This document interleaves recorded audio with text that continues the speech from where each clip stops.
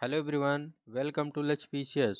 दोस्तों, UP PCS, RO और BPSC का टेस्ट सीरीज प्रारंभ है, जिसका ये 57वां प्रैक्टिस सेट है। अभी तक हम लोग कुल 56 प्रैक्टिस सेट सॉल्व कर चुके हैं, जिसका प्लेलिस्ट बना दिया गया है। तो प्लेलिस्ट में आप लोगों को सारे वीडियो एक साथ देखने को मिल जाएंगे। इसका पीडीएफ निःशुल्क प्रोवाइड किया जा रहा है। तो आगे मैं बताऊंगा कि इसका पीडीएफ आप निःशुल्क कैसे डाउनलोड कर सकते हैं। तो चलिए आज का सेशन स्टार्ट करते हैं। देखिए, पहला क्वेश्चन है, भारत का कार्यपालिका अध्यक्ष अर्थात एग्जीक्यूटिव हेड कौन है? तो बताइए, भारत का एग्जीक्यूटिव हेड कौन है? तो आपका राइट आंसर क्या हो जाएगा? राइट आंसर है ए, राष्ट्रपति। राष्ट्रपति भारत का एग्जीक्यूटिव हेड होता है, क्योंकि संघ कार्यपालिका संबंधी समस्त शक्तियाँ किसके अंतर्गत होती हैं? राष्ट्रपति के अंतर्गत होती हैं। अर्थात राष्ट्रपति में ही संघ कार्यपालिका की समस्त शक्तियाँ निहित होती हैं। राष्ट्रपति मंत्री परिषद की सलाह के आधार पर कार्य करता है। मंत्री परिषद जैसा सलाह देता है, उसी के अनुसार राष्ट्रपति कार्य करता है। और मंत्री परिषद का हेड कौन होता है? मंत्री परिषद का हेड प्रधानमंत्री होता है। अर्थात कार्यपालिका की वास्तविक शक्तियां किसके अंतर्गत होती हैं? प्रधानमंत्री के अंतर्गत होती हैं। और नाम मात्र की शक्तियां राष्ट्रपति के पास होती हैं। ठीक है, तो इसको याद रखिएगा। चलिए देखते हैं। देखिए देखिए अनुच्छेद 53(1) के अनुसार संघ की कार्यपालिका शक्ति राष्ट्रपति में निहित होती है, जिसका प्रयोग वह संविधान के अनुसार स्वयं या अपने अधीनस्थ अधिकारियों के द्वारा करता है। यहाँ पर अधीनस्थ अधिकारियों का मतलब क्या हो गया? जो मंत्री परिषद है, मंत्री परिषद मंत्री परिषद में जो मंत्री हैं, उनके सहयोग से यहाँ पर राष्ट्रपति कार्य करता है। तो यहाँ पर अधीनस्थ अधिकारियों का तात्पर्य यही हो गया कि मंत्री परिषद के अधिकारी। इस प्रकार भारतीय संघ का कार्यपालिका अध्यक्ष राष्ट्रपति होता है। चलिए नेक्स्ट क्वेश्चन देखते हैं। देखिए क्वेश्चन नंबर 2 है, वह राष्ट्र का प्रतिनिधित्व करता है परंतु राष्ट्र का नेतृत्व नहीं करता है। यह उक्त निम्नलिखित में से किस पर लागू होता है? तो बताइए, इसका राइट आंसर क्या हो जाएगा? तो इसका राइट आंसर हो जाएगा बी, राष्ट्रपति। राष्ट्रपति राष्ट्र का प्रतिनिधित्व करता है, अर्थात जो है कार्यपालिका का संवैधानिक प्रधान होता है, नाम मात्र का प्रधान होता है। प्रतिनिधित्व तो राष्ट्रपति करता है, लेकिन नेतृत्व कौन करता है? नेतृत्व जो है मंत्री परिषद करता है, मंत्री परिषद करता है। और मंत्री परिषद का हेड कौन होता है? मंत्री परिषद का हेड होता है प्रधानमंत्री, होता है प्राइम मिनिस्टर। ठीक, तो नेतृत्व अर्थात जो है जैसा जो है मंत्री परिषद कहता है, उसी के अनुरूप राष्ट्रपति कार्य करता है। तो नेतृत्व कौन कर रहा है? नेतृत्व कर रहा है मंत्री परिषद, और प्रतिनिधित्व कौन कर रहा है? राष्ट्रपति कर रहा है। तो ये राष्ट्रपति के संदर्भ में उक्ति है। चलिए आगे बढ़ते हैं। देखिए, भारत के राष्ट्रपति में यद्यपि समस्त कार्यपालिका शक्ति निहित होती है, परंतु वह शासन का मात्र औपचारिक प्रमुख होता है। अर्थात जो है अनौपचारिक प्रमुख नहीं होता है, संवैधानिक प्रमुख होता है। और वास्तविक रूप से शासन संचालन प्रधानमंत्री सहित मंत्री परिषद द्वारा किया जाता है, जो लोकसभा के प्रति उत्तरदायी होता है। अतः यह उक्ति किसके लिए है? राष्ट्रपति के लिए है। चलिए नेक्स्ट क्वेश्चन देखते हैं।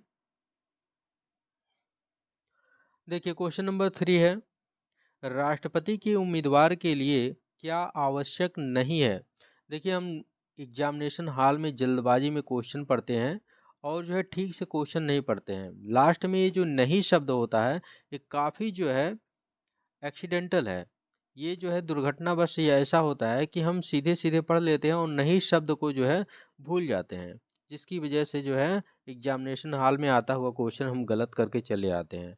तो एग्जामिनेशन हॉल में या प्रैक्टिस करते समय भी हमको क्वेश्चन केयरफुल्ली पढ़ना चाहिए और पूरा पूरा पढ़ना चाहिए। ठीक है, चलिए देखते हैं। देखिए, राष्ट्रपति के उम्मीदवार के लिए क्या आवश्यक नहीं है? तो इसमें देखना है कि राष्ट्रपति की उम्मीदवार की पात्रता जो है, उसमें से क्या आवश्यक नहीं है। तो बताइए आपका राइट आंसर क्या हो जाएगा? तो यहाँ पर राइट आंसर हो जाएगा बी, पढ़ा लिखा हो। ऐसा जो है संविधान में कहीं भी उल्लेख नहीं किया गया है कि राष्ट्रपति का जो उम्मीदवार हो वो पढ़ा लिखा हो। ठीक है, तो पढ़ा लिखा होना आवश्यक नहीं है, अर्थात साक्षर होना आवश्यक नहीं है। हाँ, उसकी पात्रता इतनी होनी चाहिए कि उसका आयु जो है 35 वर्ष से कम ना हो, वह सांसद चुने जाने की योग्यता रखता हो और देश का नागरिक हो।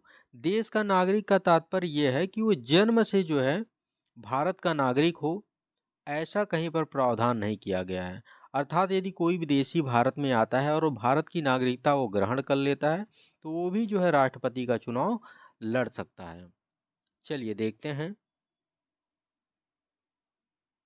देखिए, संविधान के अनुच्छेद 58 एक में राष्ट्रपति निर्वाचित होने के लिए अहर्ताओं का उल्लेख किया गया है, जिसके अनुसार उम्मीदवार का पढ़ा लिखा होना अहर्ता में शामिल नहीं किया गया है। चलिए नेक्स्ट क्वेश्चन देखते हैं। देखिए क्वेश्चन नंबर 4 है, 1944 में गांधीवादी योजना को प्रतिपादित किया गया था। तो बताना है आपको कि 1944 में गांधीवादी योजना को किसके द्वारा प्रतिपादित किया गया था। तो आपका राइट आंसर क्या हो जाएगा? राइट आंसर है डी, श्रीमन नारायण अग्रवाल के द्वारा। तो श्रीमन नारायण अग्रवाल ने 1944 में गांधीवादी योजना को प्रतिपादित किया था। चलिए देखते हैं। देखिए 1944 में गांधीवादी अर्थशास्त्री श्रीमन नारायण अग्रवाल द्वारा भारत के आर्थिक नियोजन हेतु एक योजना प्रस्तुत किया गया था, जिसे गांधीवादी योजना नाम दिया गया था। इस योजना द्वारा स्वावलंबी गांवों के साथ साथ विकेंद्रीकृत आर्थिक संरचना की स्थापना की संकल्पना की गई थी। चलिए नेक्स्ट क्वेश्चन देखते हैं।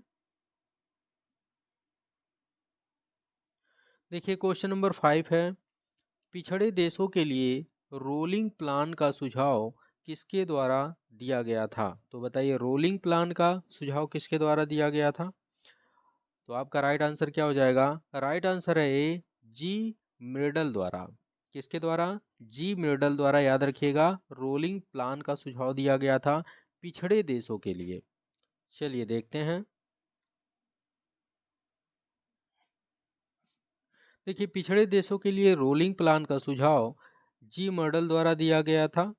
इस व्यवस्था में प्लान अनवरत अर्थात जो है कंटिन्यू चलता रहता है। ठीक है, 1978 में मोरारजी देसाई के नेतृत्व वाली जनता पार्टी सरकार ने भारत में इसे स्वीकार किया था, परंतु इस योजना के परिणाम सकारात्मक नहीं रहे। फलतः 1980 में इंदिरा गांधी के नेतृत्व वाली कांग्रेस सरकार ने इसके स्थान पर पुनः पंचवर्षीय योजना को स्वीकार किया था, अर्थात पुनः पंचवर्षीय योजना को लागू कर दिया गया था और 1978 में मोरारजी देसाई के द्वारा रोलिंग प्लान को जो है लागू किया गया था। ठीक है, याद रखिएगा। चलिए नेक्स्ट क्वेश्चन देखते हैं। देखिए क्वेश्चन नंबर 6 है, आर्थिक नियोजन एक विषय है। तो बताइए आर्थिक नियोजन को किस सूची में शामिल किया गया है? तो आपका राइट आंसर क्या हो जाएगा? राइट आंसर है ए, समवर्ती सूची। समवर्ती सूची में आर्थिक नियोजन को शामिल किया गया है। शिक्षा को भी आर्थिक नियोजन में शामिल किया गया है, याद रखिएगा शिक्षा।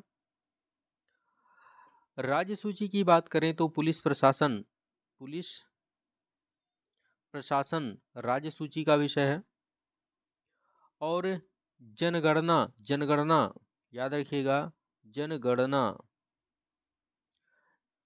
जनगणना ये जो है संघ सूची का विषय है। चलिए देखते हैं। देखिए 7वीं अनुसूची में समवर्ती सूची में आर्थिक एवं सामाजिक नियोजन का उल्लेख किया गया है। तो यदि आपसे पूछा जाता है कि आर्थिक एवं सामाजिक नियोजन का उल्लेख है किस सूची में किया गया है, तो आपका आंसर हो जाएगा समवर्ती सूची। और तीनों सूचियां संघ सूची, राज्य सूची और समवर्ती सूची किस अनुसूची में आती हैं? ये जो है 7वीं अनुसूची के अंतर्गत आती हैं, इसे भी याद रखिएगा। चलिए देखते हैं। देखिए क्वेश्चन नंबर 7 है, भारत में योजना के आरंभ से किसी भी पंचवर्षीय योजना के अनाच्छादित कुल वर्षों की संख्या। तो देखिए क्वेश्चन को केयरफुली पढ़िएगा, यहाँ पर अनाच्छादित शब्द दिया है, आच्छादित शब्द नहीं दिया है। अनाच्छादित का मतलब होता है कि ऐसे कितने वर्ष थे जिसमें पंचवर्षीय योजना लागू नहीं थी। यदि यहाँ पर आच्छादित होता तो ये बताना होता कि कितने वर्षों तक पंचवर्षीय योजना लागू थी, लेकिन यहाँ पर ये बताना है कि कितने वर्ष ऐसे थे जिसमें पंचवर्षीय योजना लागू नहीं थी। तो ऐसे कितने वर्ष थे? तो आपका राइट आंसर क्या हो जाएगा? राइट आंसर है बी 7। देखिए 7 वर्ष थे जिसमें जो है कोई भी पंचवर्षीय योजना लागू नहीं थी। चलिए देखते हैं। देखिए पंचवर्षीय योजना कब प्रारंभ हुई थी? तो 1951 से पंचवर्षीय योजना प्रारंभ हुई थी और अभी तक कुल 12 पंचवर्षीय योजनाएं लागू हो चुकी हैं और 7 ऐसे जो है वर्ष थे जिनमें जो है पंचवर्षीय योजनाएं लागू नहीं हुई थी। चलिए देखते हैं। देखिए 1966 से 1969 तक जो है 3 वर्ष ऐसे थे जब योजना अवकाश चल रहा था, अर्थात इन 3 वर्षों में जो है कोई योजना लागू नहीं हुई थी। 1978 से 1979 तक एक अनवरत योजना चल रही थी। तो यहाँ पर भी जो है ये जो है वर्ष जो है खाली था जिसमें जो है पंचवर्षीय योजना लागू नहीं हो पाई थी। और 1979 से 80 में कोई भी योजना लागू नहीं की गई। 7वीं योजना के समापन वर्ष 1990 और 8वीं योजना के प्रारंभ में वर्ष 1992 के मध्य 2 वर्ष का अंतराल रहा। तो 3 ये हो गया, एक ये हो गया, 4 हो गया और यहाँ पर जो है 1 वर्ष खाली था, 5 हो गया और 2 वर्ष, ये कुल 7 वर्ष ऐसे थे जिसमें कोई भी योजना लागू नहीं हुई थी, अर्थात कोई भी पंचवर्षीय योजना लागू नहीं हो पाई थी। टोटल कितने वर्ष थे? 7 वर्ष थे, याद रखिएगा। चलिए देखते हैं। देखिए क्वेश्चन नंबर 8 है, गुलाम वंश का संस्थापक कौन था? तो बताना है आपको कि गुलाम वंश का संस्थापक कौन था। तो राइट आंसर क्या हो जाएगा? राइट आंसर है डी, कुतुबुद्दीन ऐबक। कुतुबुद्दीन ऐबक गुलाम वंश का संस्थापक था। चलिए देखते हैं। देखिए 1206 से 1290 तक दिल्ली सल्तनत के जो सुल्तान थे उनको गुलाम वंश के नाम से जाना जाता था। इनको एक अन्य नाम से ममलूक सुल्तान अर्थात जो है ममलूक वंश के नाम से भी जाना जाता था। ये सभी जो है तुर्क थे और इस वंश की स्थापना कुतुबुद्दीन ऐबक के द्वारा की गई थी। चलिए देखते हैं। देखिए क्वेश्चन नंबर 9 है, दिल्ली सल्तनत का कौन सा सुल्तान लाख बख्श के नाम से जाना जाता था? तो आपका राइट आंसर क्या हो जाएगा? राइट आंसर है डी, कुतुबुद्दीन ऐबक। कुतुबुद्दीन ऐबक को लाख बख्श के नाम से जाना जाता था। चलिए देखते हैं। देखिए कुतुबुद्दीन ऐबक उदार प्रवृत्ति का था जिसके कारण यह दान वगैरह किया करता था, इसीलिए इसे लाख बख्श के नाम से जाना जाता था, अर्थात जो है लाखों को देने वाला।